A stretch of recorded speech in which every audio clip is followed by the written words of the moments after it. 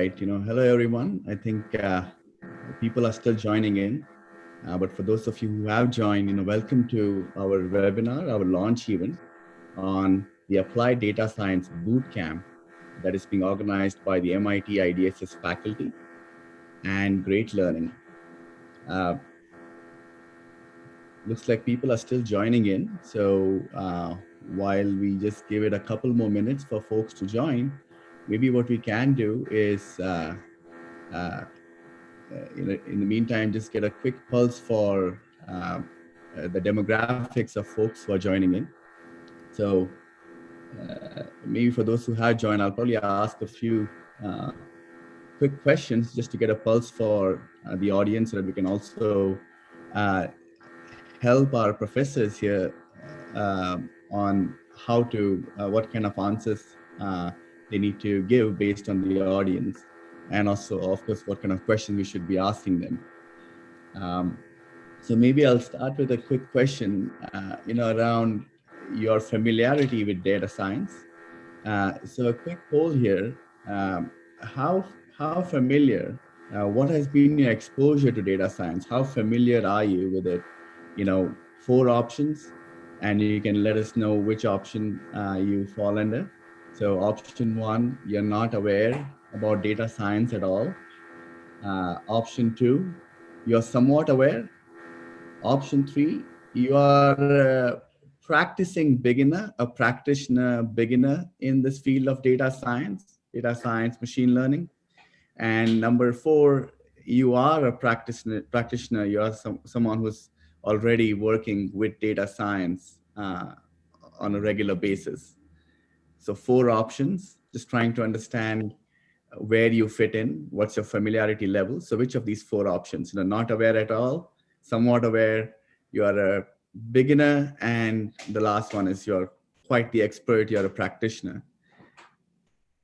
Could you please let us know? You can just add in the comments. Where do you fit in?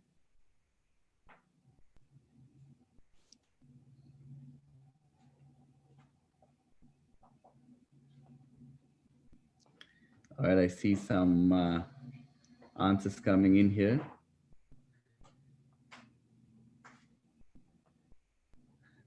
Okay, so looks like most people are in the option 1 and option 2. Most people are, I think, more on option 2. Looks like they are somewhat aware. They've been reading up about data science. They see that it's something that I think is something that companies are talking about, and they would like to get into this field. All right, that's good to know. That's very good to know, because what we can do is we can also cater our questions to our panelists, so that it can help people who have questions around, around how to break into a career in data science.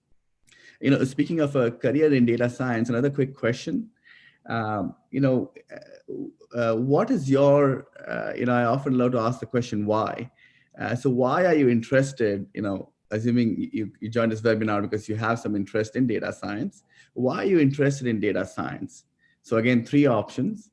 The first one is you feel that there is an opportunity within your company. There's a data science role, or there's a data science unit that has been formed, and you want to join a role within your company. Option 2, you're looking to transition to a data science career. And option 3, you're just curious. You're just curious to learn about data science. So just curious why you're interested. Which of these 3 options would be closest to the why? Option 1, you're looking to join a unit within your company which does data science. Option 2, you're looking to transition to a different career in data science. And option 3, you're just curious to learn. All right, we see the answers coming in. Let me just take a look here.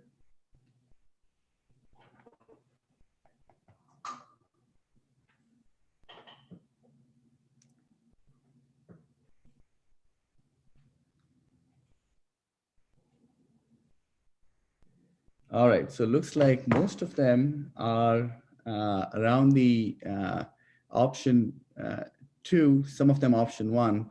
Many of you want to transition into a career in data science.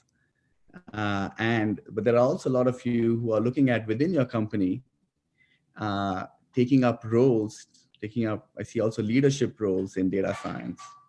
So that's great. That helps me also get a better picture of what kind of questions, again, we should be asking our panelists. All right. I think with that, we could probably get started. All right. So, without much ado, let's get started. Thanks everyone again for joining our Applied Data Science Bootcamp launch event.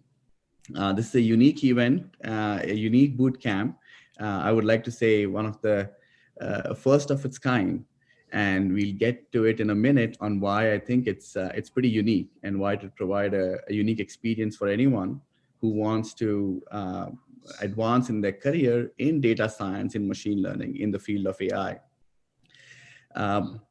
By way of introduction, let me quickly introduce our esteemed panel here. So we have Professor Devraj Shah. Professor Shah is a professor at MIT in the Department of EECS, Electrical Engineering and Computer Science. In addition, though, he's also a faculty director at the at the Statistics and Data Science Center, and he's the faculty director of this Applied Data Science Bootcamp. Professor Shah has innumerable, recognitions and awards to his name in the field of machine learning, in the field of data science. He's from IIT Bombay. He had won the President's Gold Medal. He went on to do his PhD at Stanford and is now a professor at MIT. He was also awarded the Distinguished Young Alumni from IIT Bombay. More recently, he's not just an academician, he's not just a fantastic professor, but he also is an entrepreneur. He started a company, Select, an AI-based company, which did extremely well, and it was also acquired by Nike very recently. Professor Devraj Shah, welcome. Thank you, Milind. Thank you for a kind introduction, and really looking forward to this conversation. Thanks, Professor. We also have Professor Abhinandan Sarkar. Professor Sarkar, he's the academic director at Great Learning, and he spearheads our programs for data science and machine learning. Professor Sarkar also has a master's in statistics and a bachelor's in statistics from the Indian Statistical Institute. And similar to Professor Shah, he has a PhD in statistics from Stanford University, and he also taught at MIT. He, of course, has, similar to Professor Shah, not just stayed in academia, but gone on to win many awards in the industry. He worked at GE. He also started his own company. And now, of course, he's helping spearhead everything at Great Learning. Professor Sarkar, welcome. Glad to be here in this exciting program. Thank you, Professor. And, lastly, a quick introduction about myself. So I'm Milind Kopika, and I'll be your, as I say, I'll be your host for today. And once again, thanks to all of you for joining. My background is that I'm the president of Great Learning for North America. Prior to this, I used to be the head of product at Qualtrics, which was, again, a company that used a lot of AI and machine learning on survey research data. Had worked at Google, had worked at McKinsey prior to this. And, I too had been lucky enough to have been at IIT Bombay, at Stanford, and more recently at Kellogg School of Management, from where I did my MBA. All right, so with that, and now that I also got a better understanding of the audience here, let's start with some questions, that we can ask our panelists. And I think what I'll do is, seeing where the audience is, looks like a lot of you are have some understanding, some awareness of data science, but a lot of you are also looking at how to transition into a career in data science, how to, in your own company, grow into a career in data science, take up some leadership roles there. So with that as the background, I'll try to frame my questions to our panelists so that we can all collectively get inspired, understand their own personal journeys on how they made such a switch to data science, and also understand, what are the opportunities for all of us in the space. So maybe my first question, I'll pose it to Professor Devrath. Professor, you have been an academician. You have done some great work in machine learning, in data science, in AI. But not just that, you also gone on to start companies, the most notable one, Select, which was an AI-based company to help people with shopping recommendations. So given your breadth of everything that you've seen in the space of data science and machine learning, what opportunities do you see for folks who are who have a lot of domain expertise in a certain domain and are now saying, well, I want to get into data science? What opportunities do you see for all of us who want to break into the data science career? So, Milind, first of all, thank you for setting this up, as well as starting off with this extremely important question. Just to paraphrase the question that Milind just raised, is why should you, or why should one coming from any domain at this point of time, and especially as Milind was gathering the poll data from you, it's clear that many of you are either curious or wants to switch to data science as you are thinking about your next stage in your career. I would say don't switch to data science. Think about bringing data science itself to your own career. And that's how sort of grow into it. So let me sort of pause on that as a summary remark and come back to it with a little bit of reasoning why I think that is the right way to think about it. So as Milind mentioned, I started as an academic thinking about questions in theoretical statistics to begin with, going to algorithms for statistics. And that brought me to questions related to how do people make choices from extremely large amounts of data that's available online, in-store, and so on, that leading to my journey to starting Select, where at Select, we realized that there's a lot of data that's out there that's available and that's utilized for a variety of analysis, such as transactions. But things like when people go to shop, they look at shirt 1 and then they decide to buy shirt 2. When they look at shirt 1 and buy shirt 2, they told me that they bought shirt 2. That's in transaction. But when they told me that they did not buy shirt 1, even though they looked at it, they're giving me negative signal. Question is, how do you capture these kind of data? And this is where data science became really practically relevant. And that's when we built technology, which led us to Select. And as we were trying to have retailers adopt the technology, one lesson that I learned is that, it's not about me changing retailer. It's about me bringing data science to help retailers make better decisions. It's like after World War II, we all realized that mathematics, physics was important. That led to us doing calculations, that us doing careful physical system building, bringing to a revolution of technology in terms of transistors and silicon, leading to companies like Intel. Subsequently, we got personal computers. Personal computers led to us using emails and the Excels and PowerPoints. As we realized that sort of if you don't, in your own profession, be whatever it may be, if you don't use personal computer, you are not going to progress as much as the rest of the community. In 2000s and last decade especially, now we've got access to massive amount of data, massive amounts of operational data and organizational, the customer data, and all sorts of third-party information. Now, if we don't use that in your own domain to go forward, I think you will be at a loss. So putting it other way, I believe that data science is not what you want to learn. Data science is what you want to bring to your domain to make more out of it. And I think this boot camp is fundamentally driven with that goal. That is, we want to help you bring the data science to your domain rather than you quitting your domain and just coming to data science. Of course, if that's what you want to do, that's well and good. But I think the first and foremost, bring data science to your domain. I love that. I really like that line. I just noted it down for my own for my own information, which is, don't you have some fantastic domain expertise. Don't go to data science, but bring data science to you. Bring data science to your domain. Thanks, Professor. And of course, great story about Select and how you help retailers make better decisions. Professor Sarkar, on that note, one question again, just building on this, is you have seen again both on the industry side and on the academic side. More importantly, you taught thousands of students data science.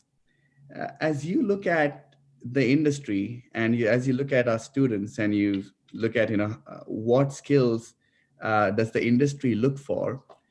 What would be your thoughts, your advice? What skills do you think the industry is looking for when they hire someone for practicing data science, for applying machine learning, applying data science in the industry? Great point, Milind. And the answer to this has changed over time as the field has evolved. But to break it into sort of three pieces that I have seen, both in academia as well as in corporates, as well as in startups, etc. The first part I would say is the data part. In other words, to say that what kind of data are you dealing with in your line of work? And in time, what has happened is that data has evolved from being numbers and spreadsheets to being very interesting constructs that we would perhaps not have thought of as data before. For example, things like handwriting recognition or music or any of these things as data.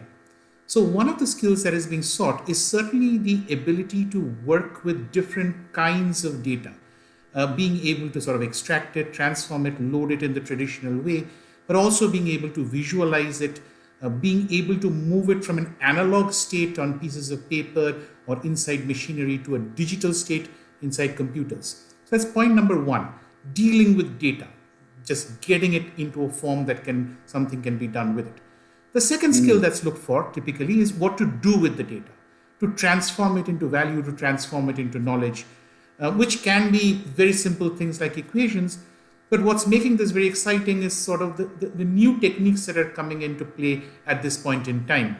Things, for example, like deep learning, which essentially allow for very sophisticated things to be done on data. For example, things like looking at images, extracting features from it, and then pooling those features and then sort of transforming them into classification and saying that does this lung image correspond to a COVID patient or not, etc. So that's the second point. The third point is then transitioning that into, so to speak, the hands of humans, the real world, so to speak. Now, that can be in form of knowledge, shall we say, a new gene or a new planet. But more often than not, that's a solution in the form of, let's say, an insurance solution that might get information on a car accident and ask for damages and details on the insurer, on the vehicle, on the policy, etc. Putting all these data feeds together and providing a solution that the insurance company or the insurer would value, generating the value part of this. Yep. So across this journey of data and then the processing and the analysis of data and the conversion of data into a valued asset for an organization are the three broad places where I think industry is moving towards. And they call for different skills and programs such as the program that we're talking about will, I think, address all those possible skills. By the way, the three examples that I gave on handwriting and insurance and COVID, these are all projects that our mentors have done in Great Learning. And it's been wonderful to see sort of these problems coming from industry, so to speak, into the setting that we have and then largely translate back. So while professionals work on this, academicians also develop the expertise around it, which is what Professor Devrat's organization in MIT is also superbly skilled at. Great, great. No, I love it. I love how you painted that whole picture of, step number one, being able to work with different kinds of data, because there's structured data, but more often than not, there's unstructured data also in the industry. But after that, saying, well, not just having a lot of data is great, but you need to do something with it. What do you do with that data? So step number two, being able to know what to do. And step number three, yes, you can do something with the data, but it's still of no value unless you can convert it into a form that humans can consume and make decisions out of. I recall, Professor Devrat also mentioning about, data science often is the art of taking it from data to insights and to the last thing, which is probably the most important, decisions, right? You got to make some decisions for the industry.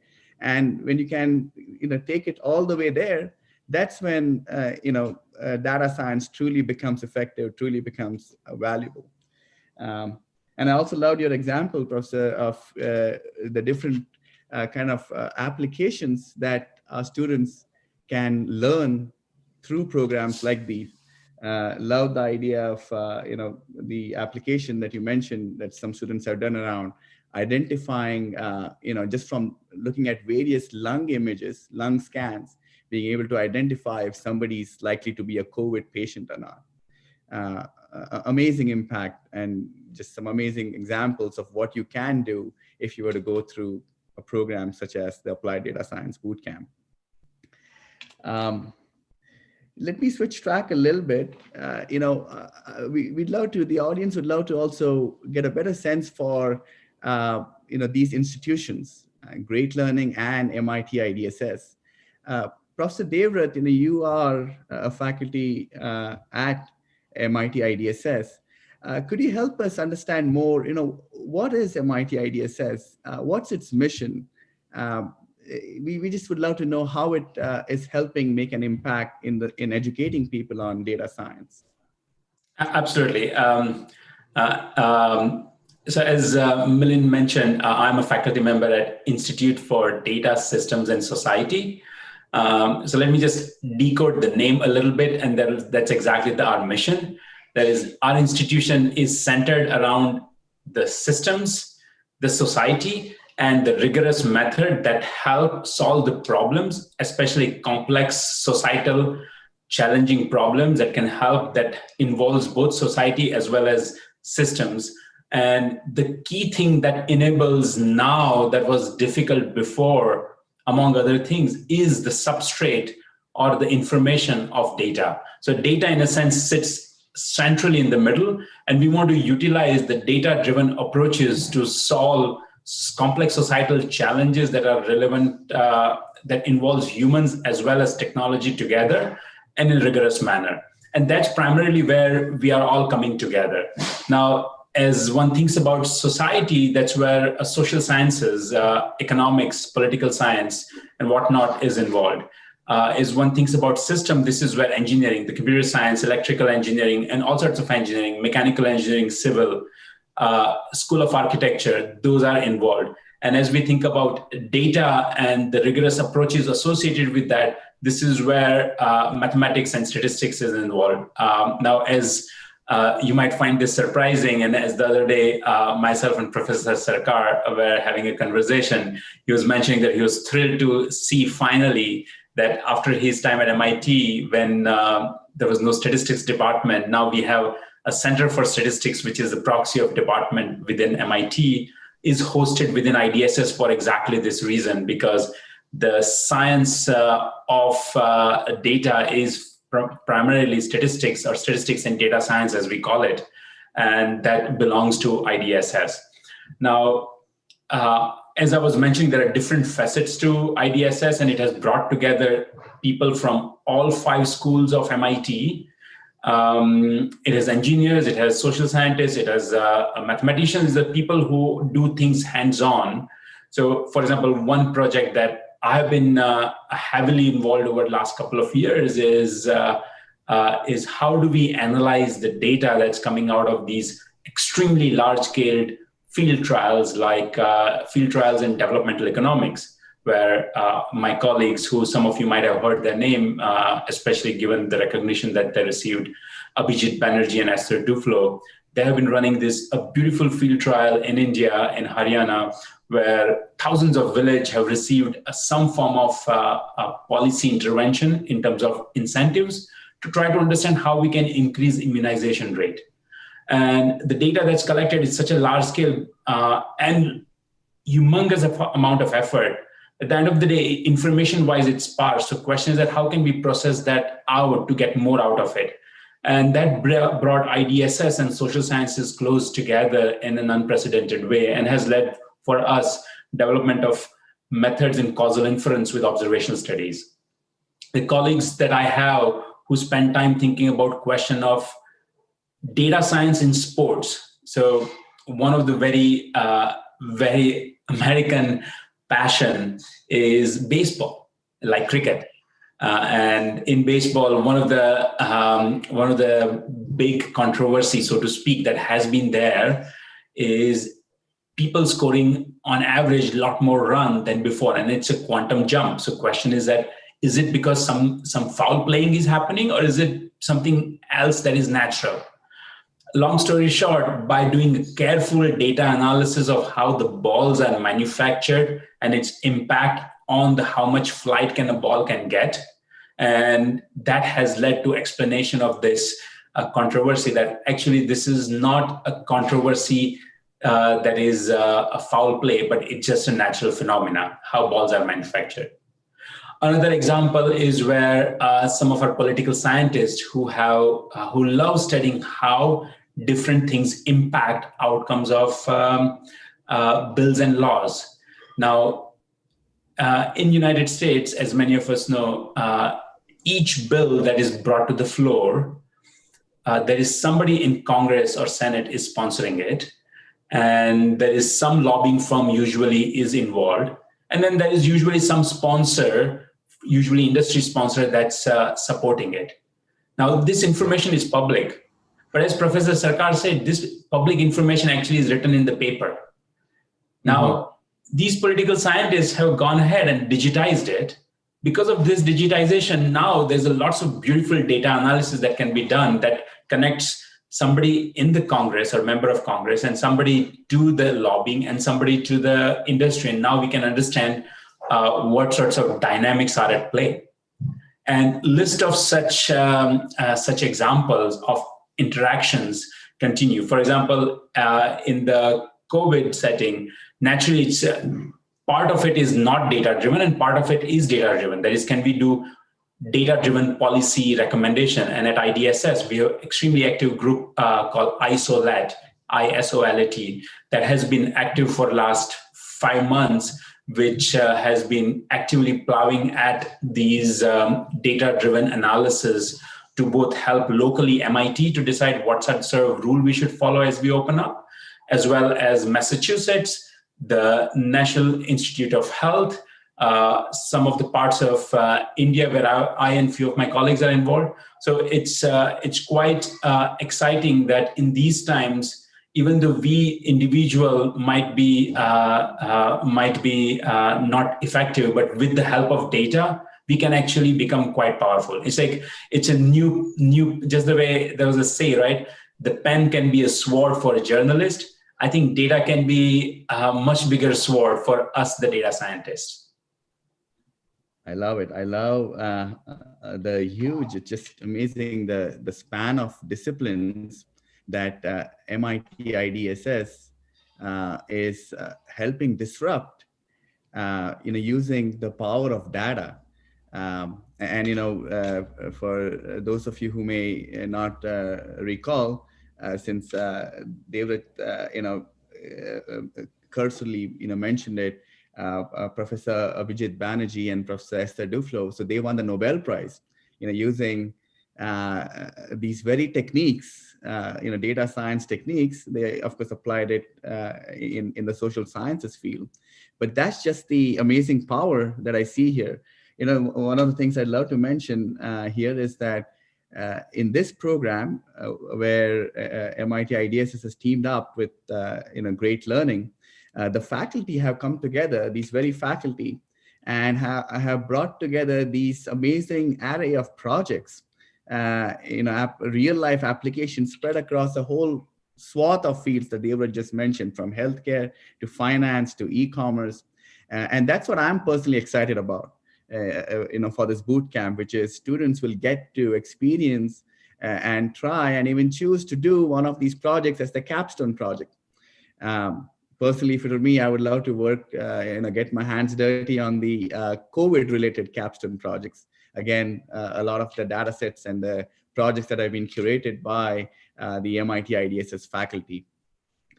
With that said, Professor Devraj, would love to learn more about this partnership with Great Learning and the Applied Data Science Bootcamp. Could you help us give a little bit color on why did MIT IDSS faculty get together to put the Applied Data Science Bootcamp with Great Learning? Absolutely. So I think, as Milind, you mentioned a moment back, right? One of the things we would like to do as data scientists is to bring the art and science of data to the audience, to a broader community. Now, through these online medium, as we are getting familiar with collectively, unfortunately because of the pandemic, but this also gives us a great opportunity to put together a live lectures, a live sessions where we, though virtually, but now with this comfort of all of us able to work through these live sessions to speak to our students, teach them as if we are teaching in the classroom, use that time to provide rigorous foundations of data science, but at the same time, base it in real applications. And one of the things that we as a faculty member at IDSS are really excited with the Great Learning is, as I understand, and maybe Professor Sarkar can say more about it, is that Great Learning provides this a personalized mentorship and support as we teach our students through real case study, etc. But then there's an additional support that bring them back in terms of keep up with the things that they study. Now, there's always a say that we as MIT have ability and penchant for feeding our students from the fire hose, so to speak. And especially in that context, it's always nice to have a support system that can help you chew on things a little more than what you would like. Great. No, that is absolutely true. MIT has such amazing faculty and such amazing thought leadership that you can truly drink from the fire hose, as they say. But thanks for pointing that out. That's where Great Learning is helping steer that fire hose and making sure that students get the most out of such knowledge, are able to apply this knowledge. One of MIT's mission is mens et manus, which is hand and mind. Don't just learn, apply what you learn.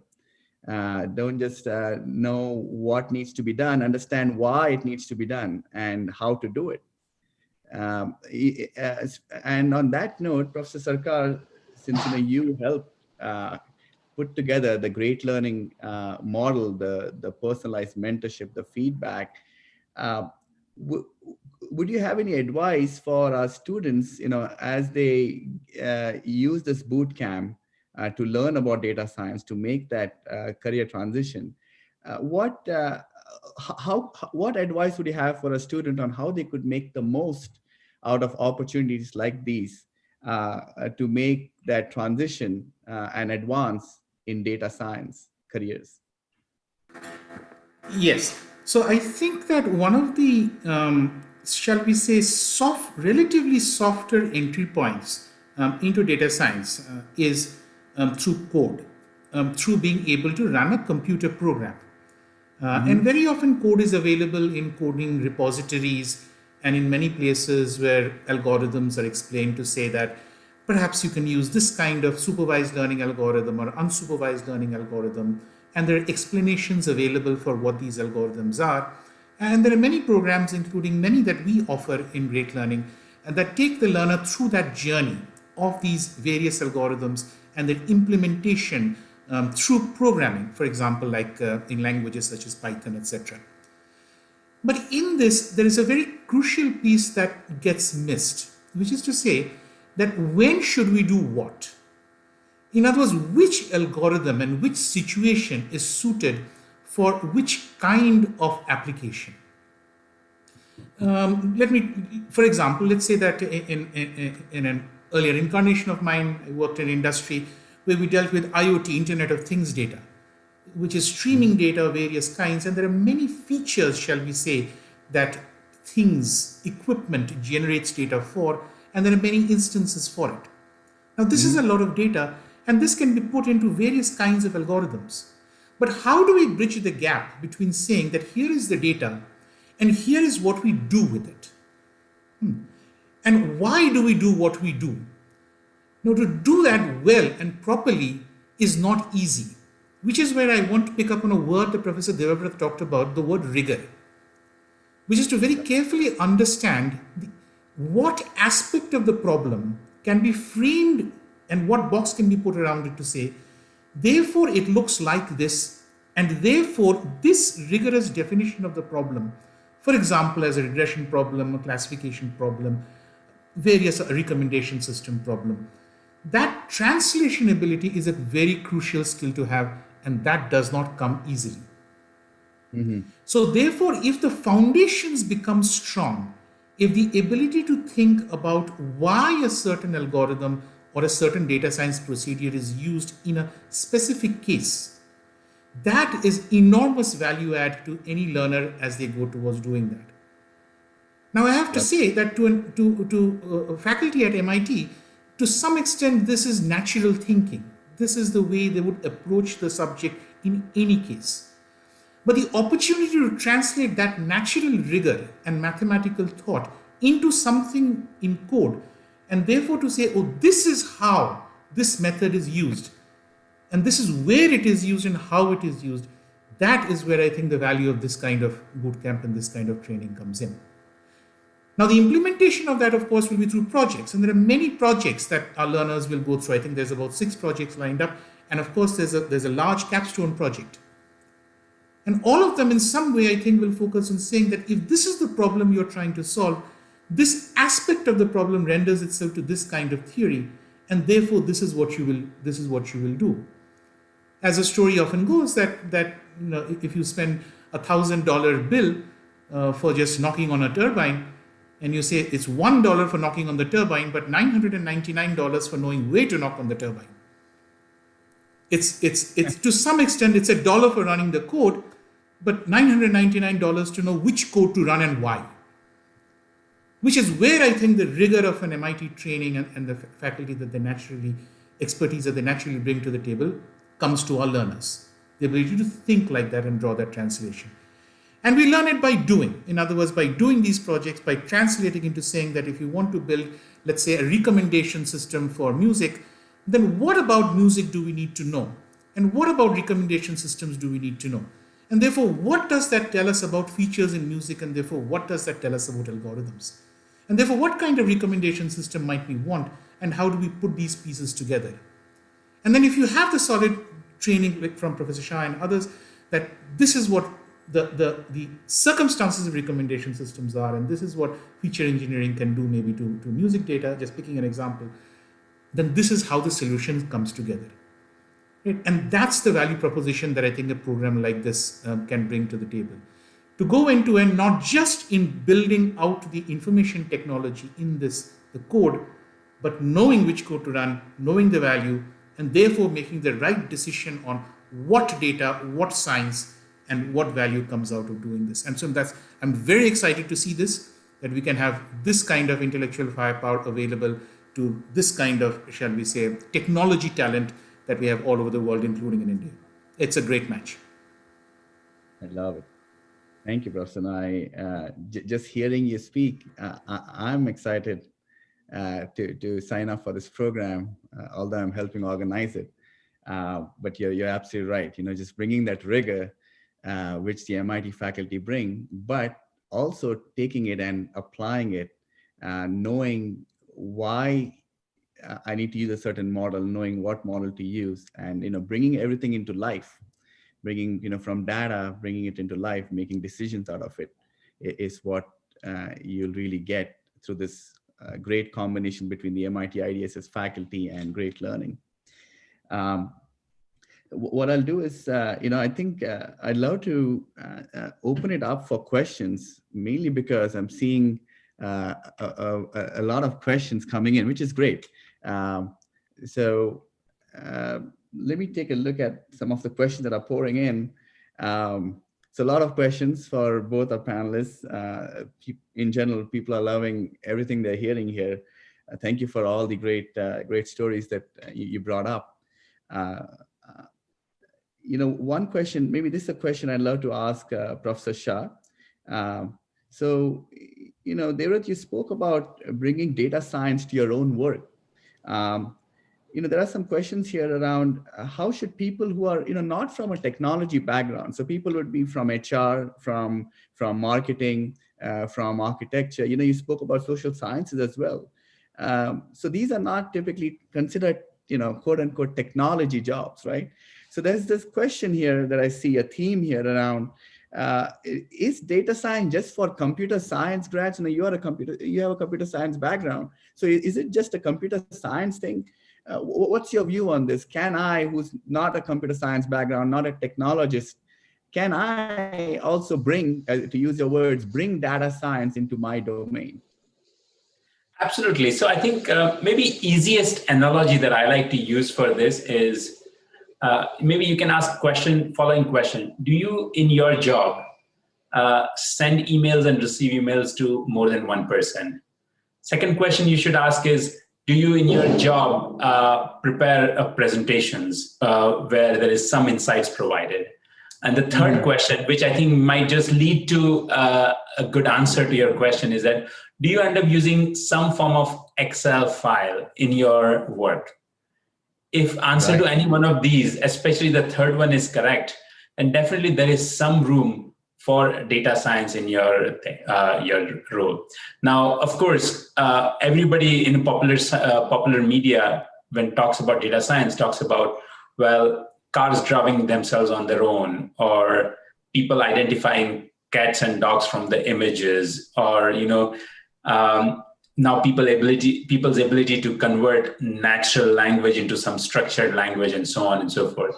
I think those are all great, but they are all the forefronts of data science. But really, there are lots of simple things that can make a huge difference. And in my mind, I think that's what really matters. For example, there was one survey that platform like Kaggle, which is puts out all sorts of data sets for you to go and amuse yourself at some level, but also it's a good training ground where there are different data sets are provided where you can do all sorts of competition, so to speak. Yep. What they found there on that survey is that more than 84%, if I remember correctly, do not use complicated methods like neural network. And for things like classification, which of course we will discuss in this kind of a boot camp in detail, is they use a simple algorithm called logistic regression.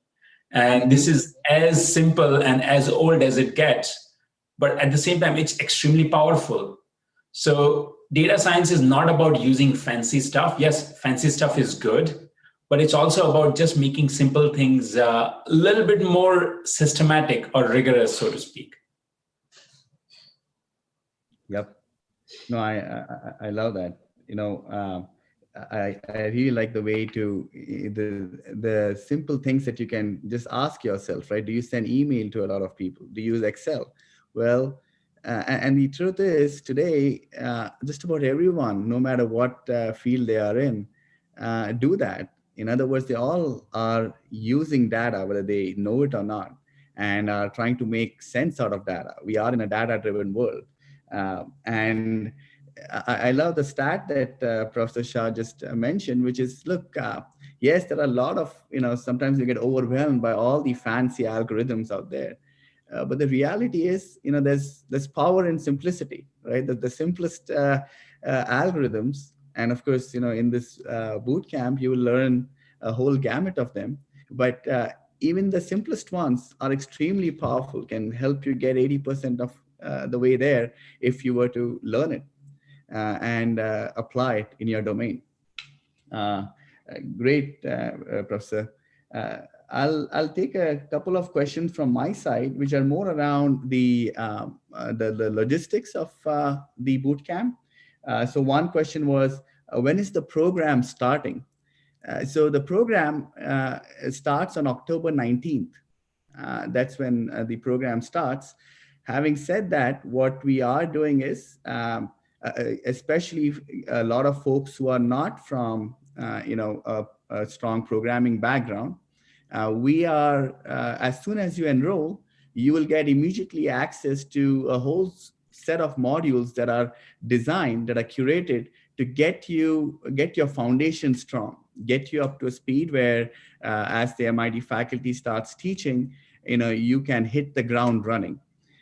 So the program officially starts on October 19th, but the sooner you enroll, you start getting access to a whole set of curated modules on the foundations of Python, on the foundations of statistics that are designed in a way to, in a step-by-step manner, help you get up to speed and get your foundations right. In general, we prefer if you have a basic background in programming, and we want to make sure that everybody gets to that point. So hopefully that answers that question. The other question was, there are a lot of great live lectures. What if I miss one? What if I miss a live session? What happens, right? Well, every session is recorded, right? So it's by design so that you can very easily search, look back, replay it, and completely internalize it. In addition, we also have mentor learning sessions that Professor Sarkar spoke about, where we again cover what was taught in that live session if somebody had a doubt or if somebody missed it. So I just want to make sure everybody knows that in the event that you miss a live session, everything is recorded, everything is designed so that you can quickly catch up. And you also have live mentor support from our industry experts to help you better internalize concepts and, more importantly, apply it on whatever was discussed in the live session. This question, maybe I'll just bring it up. Probably Professor Sarkar, you could also pitch in on this one. A question was, well, what kind of background knowledge do we need to have in order to take up this program? Professor Sarkar, do you want to weigh in on this? So as you said, Milind, so there are two, shall we say, entry points into the program. I mean, the first, more obvious entry point, so to speak, is an entry point in which you're a professional, you have worked with data, and more importantly, you've worked with computers in the sense that let's say, a programming language, an object-oriented programming language, like say Java or Python, any of that. You have a familiarity with how to move numbers around, calculate things like averages and maximum, minimum, a basic idea of what we tend to think of as statistics. Then you're good to go. The second answer to this question is, what if that is not the case? Then obviously what we would expect from you, number one, coming in is first and foremost a passion, a willingness to learn this, to put in the hours. I will not mince words. The phrase has been used before, drinking from the fire hose. So this will not be, within quotes, an easy program. But if you have the passion and bring that to the table with respect to solving the problem, then irrespective of your domain, you're off to a good start. The second thing that I would suggest is, even if you do not have a strong programming or numerical background, is an interest and a keenness to work with computers, to work with technology, shall we say. The mechanics of data science as we see it today is through computers.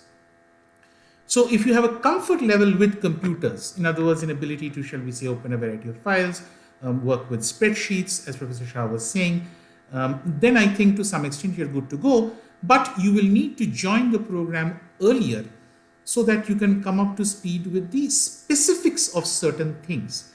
On the mathematical side, for example, including ideas in statistics, probability, basic math, and on the ideas of computing with respect to computers themselves and with respect to Python or corresponding languages that get you on to speed. In Great Learning, I should say that we have experience with a wide spectrum of learners. Learners who have had considerable experience and are looking for career changes late in their career, as well as learners who are just starting out and simply have the energy to muscle their way through this, as well as mid-career professionals in other areas. For example, I think HR was brought up. And we've found that people who come in with the energy to do this, to learn from mentors, to ask questions, to work in teams, learn from each other. I'd like to emphasize that a lot of learning happens in these boot camps, not necessarily from MIT or from Great Learning, but from each other in a mentored format, but from the various experiences. So in a way, we do encourage people from different domains to come and lend color to the program, lend their problems, lend their experiences. Some of the best projects that we've seen have come from domains that are in the social sciences, as always. Very often equipment is easy. I mean, electrons follow the law of physics, but anything that has free will is a lot harder to analyze. So we're beginning with things in engineering and the physical sciences because to some extent it's easier. When we get to good data and good understanding of human brains, we'll get to the social sciences. But great problems in human behavior and in sort of business logic.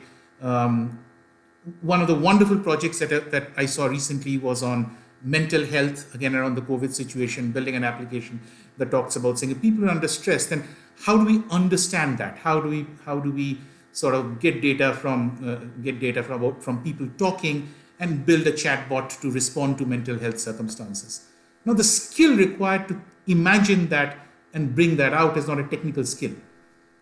And we very much want folks in the program, at least from Great Learning side, who bring that expertise. So if you are passionate about this, if you are willing to think about data, if you're willing to get your hands a little dirty with a computer, we are there. Our mentors are there. MIT's faculty is there. We will take you through the journey. But we do ask that from you. We ask for the passion. We ask for the willingness to work on computers and to get your hands dirty with data. Let's talk. Talk to Milind. Talk to us. Talk to the program. We'll have a discussion on whether you're suitable or not. No, thanks, Professor. I really like that. Yes, and just to build on that, if you have any questions, around your, eligibility, we truly believe in everyone can be a great data scientist. And as David said, everyone, irrespective of the domain, can bring data science to their work. But what we ask, and the key, probably the biggest requirement is passion. You have that passion to work with data, to ask the right questions with the data, and of course, in addition to this program, we have a whole bunch of other support structures such as the peer network and the mentored learning, and that can help you get to that finish line, help you bring data science to work. Professor, I love that line that you mentioned that, look, data science applied to technology, to electronics is probably the easier part. The hardest questions are often when, as you said, anything which has a free will is the hardest to analyze. That's so true. And, hopefully that's where all of you who enroll into this program can help us crack that problem of how to better analyze anything that has free will. Just looking at a few more questions here. We'll probably take, just given the interest of time, maybe one more. So here's a question. What kind of learning outcomes will I have from this program? what can I learn? What do you think I'll learn? So here, I think both professors quoted examples of projects that you will do. So you'll get a very hands-on learning experience, right? You will not just know how to get the data. You'll not just know, how to analyze the data, but most importantly, how to make decisions out of it. And on this part, what kind of learning outcomes will I have from the program? Professor Devrat, would you like to add anything to that? What do you think students will stand to gain from a program, such as this that has been put together by your faculty? Yeah, so I think this is a terrific question. This, I think, has been discussed a few times now already in the conversation, but let me just focus on it. The singular mission with which we as a faculty member at MIT IDSS put together this program, that is the view of data science, is going from data to insights and decisions. And as we think about that as the primary mission, our goal and our hope and our wish is that through the program that's designed, you as a participant, you as a learner would learn that process, the process of thinking through it rigorously, carefully, what pieces you should use, why and how, and more importantly, go through a capstone project in addition to some of the other hands-on exercises so that you can think through this process or go through this process of data to insights and decision in a concrete manner, so that when you are faced with your own problem, you would be able to put it to practice. Now, of course, it might make sense as you participate, if you really have such a topic or a problem at hand in mind, bring it on, because then maybe you can sort of, with help of us collectively, you can design a capstone project. But again, that might be sort of a lot of work for you to think about it, because you want to make sure that you've got data, you know what end goal you care about, because without those two endpoints, it's hard to go from one point to another point. But if you have that, definitely it's a great opportunity to do. If you don't have that, don't worry about it, because we have lots of capstone projects that you can go through. But that's something that I would say is the ultimate end objective of this program. I love that. I love that. And thanks for reminding me, Professor, because you're absolutely right. While the faculty has helped curate projects that you can do as a capstone project, we really encourage, if you can, bring a project from your work. We have our mentors who can help you, guide you, and help you, make sense of that data, help you, have a great outcome that you can showcase at your own company, right? And those are often the best projects, because this is a real problem that your workplace is facing right now. And if you can help solve that, I feel that's the best outcome we all can collectively hope to see of our students. We are almost out of time. I think I'll just quickly cover a couple more things on my own. For the ones that we could not, we will get back to you. So one question was, does the boot camp borrow any knowledge from the IDSS faculty's PhD programs and their research? So yes, they have been helping. The IDSS faculty have been constructing various projects based on their own, drawing from their own experience, what they are seeing. I'm sure Professor Shah can talk about his own projects that he's doing, but one of the professors, Professor Stephanie Jegilka, she's been working on, who will be teaching us a module on neural nets.